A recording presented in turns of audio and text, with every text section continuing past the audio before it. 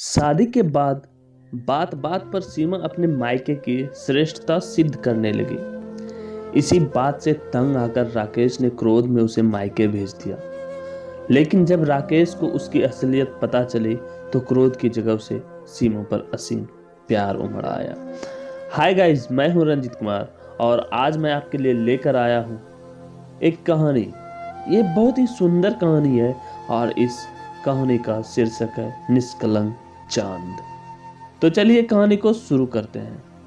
मुझे ये लड़की पसंद है। राकेश के ये शब्द सुनते ही पूरे घर में खुशी की लहर दौड़ गई। राम स्वरूप का ऐसा महसूस हुआ जैसे उनके तपते जीवन पर वर्षा की पहली फुहार पड़ गई हो। वह राकेश के दोनों हाथ थाम गदगद कंठ से बोले, यकीन रखो बेटा, तुम्हें अपने फैसले पर कभी पछतावा नहीं होगा। मेरी सीमा एक गरीब बाप की बेटी जरूर है, लेकिन तन और मन की बड़ी भली है। हमने खुद आधा पेट खाया है, पर इसे इंटर तक पढ़ाया है। घर के सारे काम काज जानती है, तुम्हारे घर को सुखमय बना देगी। राकेश मुस्कुरा दिया। वह खुद जानता था कि सीमा का चांदनी सा झरता रूप उसके घर को उजाले से भर देगा। यहाँ उसे दहेज चाहे न मिल रहा हो, लेकिन सोने की मूरत जैसी जीवन संगनी तो मिल रही थी। गरीब घर की बेटी होना राकेश की नजरों में कोई दोष नहीं था। वह जानता था कि गरीब बाप की बेटी खाती पीती ससुराल में पहुंचकर हमेशा सुखी रहेगी। बड़े बाप की घमंडी बेटी के नखरे उठाना उस जैसे स्वाभिमानी युवक के बस के बाहर था। इसलिए उसने विवाह के लिए यहाँ निसंकोच हाँ कर दी थी। इधर विवाह तय हुआ, उधर शहनाई बज उठी। आंखों में सतरंगी सपनों का इंद्रधनुष सजाए सीमा ससुराल पहुंची। ससुराल में सास ससुर ने उसे हाथों हाथ लिया। तीनों ब्याहता नंदे भी उसे देखकर खुशी से फूली नहीं समाई। आस पड़ोस में धूम मच गई। बहू क्या है, चांद का टुकड़ा है, लगता है कोई अप्सरा धरती पर उतर आई हो। सीमा के कानों तक यह प्रशंसा पहुंची तो वह इठलाते हुए बड़ी ननद से बोली, लोग न जाने क्यों मेरे रूप की तारीफ करते हैं। कुछ भी तो खास नहीं है मुझ में। अपने परिवार में सबसे गई गुजरी हूँ। मेरी माँ अभी तक ऐसी खूबसूरत है कि हाथ लगाते मैली होती है। चारों बहनें ऐसी है जिन्हें देख लोग पलक झपकना तक भूल जाते हैं। विस्मय से बड़ी ननद रश्मि की आंखें फैल गई। रहा न गया तो राकेश से पूछा उसने, क्या सचमुच सीमा का मायका इंद्रलोक की परियों का अखाड़ा है? मैं समझा नहीं। वह कहती है कि अपने घर में सबसे गई गुजरी वही है। यदि यह सच है तो उसकी माँ और बहनें कितनी खूबसूरत होगी, मैं सोच नहीं पा रही हूँ। राकेश हंस दिया। अल्लड़ सीमा की यह अदा उसे बड़ी भाई। पगली कहीं की, उसने सोचा जानबूझकर अपने आप को तुच्छ बता रही है। ऐसा रूप क्या कदम कदम पर बिखरा मिलता है? असाधारण सुंदरी न होती तो क्या मेरे यायावर चित्त के बांध सकती थी? उस घर में ही क्या, पूरे नगर में ऐसा रूप दिया लेकर ढूंढने से नहीं मिलेगा। पर 2 से 4 दिन में ही राकेश समझ गया कि जिसे वह नवेली प्रिया की अल्हड़ अदा समझ रहा था, वह उसका मायके के प्रति अतिशय मोह है। रूप ही क्या, धन वैभव किसी भी क्षेत्र में वह अपने मायके को छोटा नहीं बताना चाहती थी। लड़कियों में पिता के घर के प्रति कैसा उत्कट मोह होता है, इसे 3 बहनों का भाई राकेश अच्छी तरह जानता था। परंतु इस मोह का यह मतलब तो नहीं कि रात को दिन और स्याह को सफेद घोषित कर दिया जाए। जल्दी ही सीमा की बढ़ चढ़ कर कही जाने वाली बातें उसमें खीज उत्पन्न करने लगी। रिश्तेदारों की भीड़ खत्म होते ही एक दिन वह मां के कहने से सीमा को सिनेमा दिखाने ले गया। फिल्म अच्छी थी, देखकर पैसे वसूल हो गए। लौटते समय एक रेस्टोरेंट में उसने सीमा को शीतल पेय पिलाया। उमंग और उत्साह से भरे हुए दोनों गली में घुसे ही थे कि पड़ोस की नीता सामने पड़ गई। सजी धजी सीमा को देख उत्सुक स्वर में पूछने लगी, कहाँ से आ रही हो भाभी? शायद सिनेमा देखने गई थी। उत्तर में स्वीकृति सूचक हाँ कहकर भी काम चलाया जा सकता था, लेकिन सीमा बीच रास्ते में ठहर कर कहने लगी, सिनेमा देखने ही गए थे, लेकिन भीड़ भाड़ में मजा किरकिरा हो गया। हमारे मायके में तो बाबूजी नई फिल्म लगते ही पहले से आरक्षण करवा देते थे। बस ठाठ से गए और फिल्म देखा है। लाइन में लगकर भीड़ के धक्के खाने की कोई मुसीबत नहीं उठानी पड़ती थी। राकेश कोई चुभती बात कहने ही वाला था, पर चुप रह गया। रास्ते में ही सारी बातें कर लोगी क्या? कुछ घर के लिए भी छोड़ दो। सीमा हंस दी तो स्वर की मधुरता ने राकेश का क्रोध उतार दिया, पर यह तो रोज की बात बन चुकी थी। दूसरे दिन राकेश दफ्तर जाने की हड़बड़ी में था। वह नहाते ही चीख पुकार मचाने लगा, मेरा खाना परोस दो, माँ 9:15 बज चुके हैं। माँ ने रसोई में जाकर खाना बनाती सीमा से पूछा, दाल और सब्जी बन चुकी है क्या? तवा चढ़ाकर रोटी सेक दो। अभी केवल सब्जी बनी है, सिर उठाकर सीमा ने उत्तर दिया। माँ बाहर निकलकर अपराधी स्वर में बोली, जाड़े के दिन भी कितने छोटे होते हैं, चाय पानी निपटता नहीं कि दफ्तर का समय हो जाता है। इस समय सिर्फ सब्जी तैयार हो पाई है। कोई बात नहीं, बाल काटते हुए राकेश सहज भाव में बोला। माँ निश्चित होकर थाली लगाने चल दी। सीमा रोटी बेलते बेलते हाथ रोक कर कहने लगी, हमारे घर में तो कोई एक सब्जी से नहीं खा सकता जब तक थाली में 4-5 चीजें न हो। खाने वालों के मुंह ही सीधे नहीं होते हैं। राकेश कब आकर मां के पीछे खड़ा हो गया था, सीमा नहीं जान पाई थी।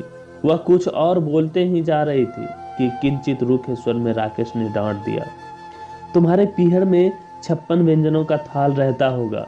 हम गरीब आदमी एक ही सब्जी से रोटी खा लेते हैं। बातें बंद करो, रोटी सेको। सीमा संकुचित हो उठी, चुपचाप रोटी बेलने लगी। पर शाम को दफ्तर से लौटने पर राकेश ने उसे बड़े मनोयोग से बातें करते पाया। वह माँ के सिर में तेल डालते हुए बोलती जा रही थी, मेरी यह साड़ी 250 रुपये की है। असल में बाबूजी को साधारण कपड़ा पसंद नहीं आता। घर के काम काज में भी माँ 200 से कम की साड़ी नहीं पहनती, भले ही उसमें 50 पैबंद लगे हो। जवाब को रोकते रोकते भी भीतर आते हुए राकेश के मुंह से निकल पड़ा। सीमा सन्न रह गई।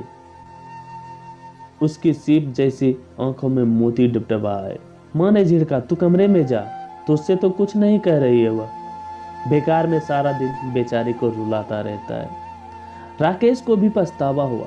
सुबह तो डांट कर गया ही था, आते ही फिर ताना दे दिया। लेकिन मन ने कहा, वह भी इतना झूठ क्यों बोलती है? उसे भी तो सोच समझकर बात करनी चाहिए। लेकिन सोच समझकर बात करना शायद सीमा से हो ही नहीं सकता था।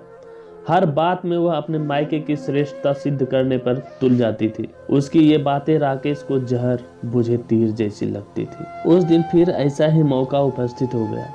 माँ बेसन के लड्डू बना रही थी। राकेश को बेसन के लड्डू बड़े पसंद थे, इसलिए माँ अक्सर इन्हें घर पर बनाती थी। सीमा पास बैठी काम में हाथ बटा रही थी। अचानक माँ के मुंह से निकल पड़ा, क्यों बहू, लड्डुओं में घी तो कम नहीं है? तुम्हें लड्डू बांधने में दिक्कत तो नहीं हो रही है? सीमा ने माथे पर बिखर आए एक नटखट लट को पीछे झटकते हुए जवाब दिया, नहीं, घी तो ठीक है। वैसे घी खाने का भी कुछ लोगों को बेहद शौक होता है। मेरे पिताजी दाल साग सब्जी रोटी सब में इतना घी इस्तेमाल करते थे कि खाने के बाद थाली कटोरी में घी ही घी नजर आता है। असल में यह हर एक आदमी के बस की बात नहीं है। खाने को मिल भी जाए तो पचा कितने पाते हैं। राकेश कब कमरे से निकलकर आंगन में आ गया और इस बात को सुन रहा है। सीमा जान नहीं पाई थी, परंतु अचानक भूचाल आ गया। शायद कई महीनों से सुनते सुनते सब्र का बांध टूट चुका था। शायद कई बार इशारों में रोकने पर भी सीमा नहीं मानी थी। शायद इतना बड़ा झूठ सहन करना राकेश के लिए असंभव था। अचानक न जाने क्या हुआ, वह गरज कर बोला, तुम्हारे पीहर में घी दूध की नदियां बह रही है ना? इस गरीब आदमी के घर में तुम्हारा गुजारा नहीं हो सकता। जाओ अपने बाप के घर रहो जाकर। माँ घबरा उठी। सीमा के चेहरे पर हवाइयां उड़ने लगी थी। उसकी आंखें भीग आई थी, लेकिन क्रोध से कांपते राकेश ने हुक्म दिया था, अभी और इसी समय तुम्हें अपने मायके जाना है। उठो, अपनी अटैची लेकर मेरे साथ चलो। सीमा रो पड़ी। माँ की हिम्मत न पड़ी कि बीच बचाव कर सके। गुस्से से उफनता राकेश घर से निकला और 10 मिनट में रिक्शा लेकर आ पहुंचा। तुम उठी नहीं? आग्नेय दृष्टि से सीमा को घूरते हुए कुछ इस प्रकार कहा उसने कि सीमा थरथरा उठी। यह जलती हुई निगाह तब तक सीमा पर टिकी रही जब तक वह अटैची में कुछ कपड़े रखकर उसके साथ नहीं चल दी। 6 महीने बीत गए, न राकेश सीमा को लिवाने गया, न उसकी खुद आने की हिम्मत पड़ी। किंतु जैसे जैसे दिन बीत रहे थे, राकेश उद्विग्न होता जा रहा था। भोली सीमा की चंपई दे उसकी रातों की नींद चुराने लगी थी। उसे अपने क्रोध पर क्रोध आता, क्यों इस तरह वह एकदम उसे मायके छोड़ आया। पिता के बंद दरवाजे पर खड़े होकर अंतिम बार जिस करुणा दृष्टि से सीमा ने देखा था, उसे वह चाहकर भी भुला नहीं पा रहा था। किंतु अब खुद ही जाकर सीमा को लिवा लाना भी स्वाभिमान के खिलाफ महसूस हो रहा था। राकेश की मुश्किल आखिर एक दिन माँ ने हल कर ही दी। उसे हुक्म देते हुए बोली, सुनो राकेश, आज ही जाकर बहू को ले आओ। बेचारी सारा दिन इतनी मीठी मीठी बातें किया करती थी। राकेश ने ऐसा जतलाया जैसे अनिच्छा होते हुए भी वह केवल माँ के आदेश का पालन करने के लिए सीमा को लेने जा रहा है। उसे अचानक आया देखकर ससुराल में चहल पहल मच गई। 4 छोटी सालियां इर्द गिर्द मंडराने लगी। मीठी लाज भरी मुस्कान लिए सीमा देहरी पर खड़े होकर अपने पांव के अंगूठे से धरती खुरेदने लगी। रामस्वरूप घर पर न थे। सीमा की माँ चाय का प्याला लाकर थमाते हुए बोली, तुम्हारी ट्रेनिंग पूरी हो गई बेटा? राकेश ने अबूझ भाव से निगाह उठाई। सीमा तुरंत बोल पड़ी, तुम्हें 6 महीनों के लिए ट्रेनिंग पर जाना था ना, इसलिए तुम मुझे जल्दबाजी में यहाँ छोड़ गए, रुके तक नहीं थे। अरे हाँ, वह हो गई है, राकेश मुस्कुरा दिया। सास हाथ का पंखा लेकर पास बैठते हुए बोली, तुमने इस लड़की का दिमाग बिगाड़ दिया है बेटा। यहाँ हम गरीब आदमी ठहरे, तुमने इसमें कुछ ही महीनों में शहजादियों जैसी नजाकत भर दी। अब इसे फ्रिज और कूलर के बिना चैन नहीं पड़ता। पर कूलर और फ्रिज तो, राकेश ने कहना चाहा कि सीमा बीच में ही बोल पड़ी। माँ और बाबूजी ने गर्मियों की मेरी परेशानी का विचार करके जाड़े में ही फ्रिज और कूलर खरीद लिया था। वही बात मैं इन लोगों को बतला दी है। राकेश के मन में अपनी मासूम दुल्हन के लिए ढेर सा प्यार उमड़ा है। मायके की तारीफ यह हमें छोटा दिखाने के लिए नहीं करती थी, ससुराल की प्रशंसा में भी जमीन आसमान एक किए रही है। उसी दिन सीमा को लेकर राकेश लौट आया। रात के एकांत में कमरे में सीमा के चिबुक को उठाते हुए हंसकर उसने पूछा, क्यों जी, कहाँ है तुम्हारा कूलर और फ्रिज? मुझे तो इस कमरे में सिर्फ बिजली का पंखा ही नजर आ रहा है। सीमा की कमजोर आंखों में मोती झिलमिला उठे। राकेश ने लार से उसका सिर अपने कंधे से टिकाते हुए कहा, बस अब बहुत हो चुकी मायके और ससुराल की तारीफ। ठीक है, दोनों जगह की इज्जत रखना तुम्हें अच्छा लगता है, पर इतना बढ़ चढ़ कर भी न बोलो, यदि जाहिर हो जाए तो जगहसाई हो। सीमा की आंखों से आंसू पोंछ दिए उसने, बस रोना बंद, अब हंस दो। सीमा मुस्कुराई। उसके गालों के गड्ढे में राकेश का चित्त जा फंसा। सुबह सास बहू चाय की तैयारी कर रही थी। राकेश ने मां को कहते सुना, आज चाय के साथ कोई नाश्ता नहीं है, खाली चाय सबको कैसे दी जाए। पहले की सीमा होती तो टेप रिकॉर्डर की तरफ बजने लगती हमारे यहाँ तो, पर आज वह मधुर स्वर में बोल पड़ी, रात की रोटियां बची है माँ, उन्हें ही महीन करके कढ़ाई में तल देती हूँ। नमक मिलाने से बढ़िया सी दाल मोठ तैयार हो जाएगी, बासी रोटियों का सदुपयोग भी हो जाएगा। राकेश गुसल खाने में मुंह धोते हुए मुस्कुरा पड़ा और वह मन ही मन बोला, कल तक तुम चांद थी, आज निष्कलंक चांद हो। तो दोस्तों, हमारी कहानी यही खत्म होती है। आप हमें कमेंट करके बताएं कि आपको ये कहानी कैसी लगी। पसंद आई हो तो वीडियो को लाइक करें और ऐसी ही कहानी सुनने के लिए हमारे channel A to Z story को सब्सक्राइब करें। धन्यवाद।